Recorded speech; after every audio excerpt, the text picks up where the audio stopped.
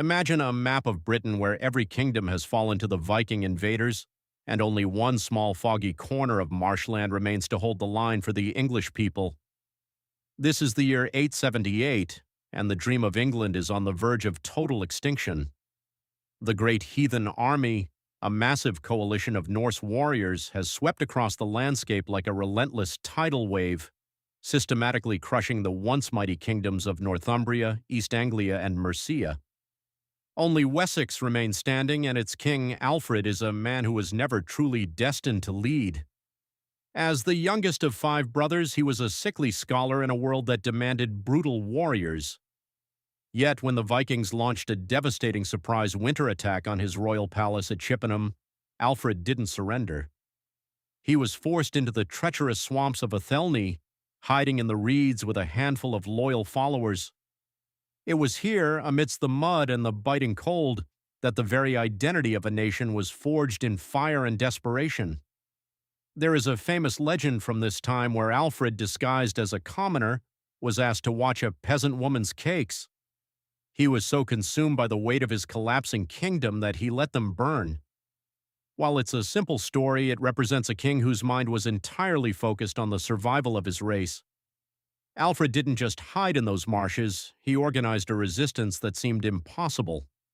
He sent secret messengers through the woods, gathering the Fyrd, the local farmer militias, for one final desperate stand against the darkness.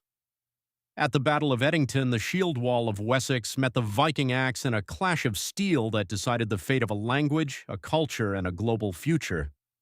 Alfred emerged victorious, not by slaughtering every enemy, but through brilliant diplomacy. He forced the Viking leader Guthrum to accept baptism and retreat behind a border known as the Danelaw. But Alfred knew that swords alone wouldn't save his people in the long run.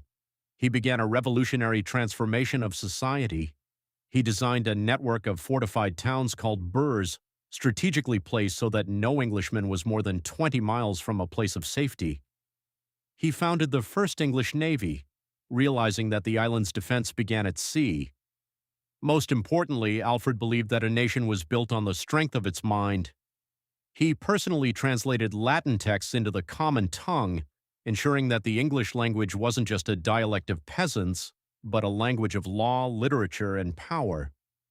He was the first to style himself not just as king of the West Saxons, but as king of the Anglo-Saxons, the king of the English. He didn't live to see a fully united map, but he gave his children and grandchildren the legal codes, the military structure, and the cultural pride to finish the job. Alfred the Great is the only English monarch to ever earn that title, and without his scholar's heart and warrior's grit, the England we know today simply wouldn't exist. This was the spark that ignited the House of Wessex. If you want to see how his successors took this small flame and turned it into an empire, make sure to follow for episode 2. What do you think was Alfred's most important reform? Let us know in the comments below.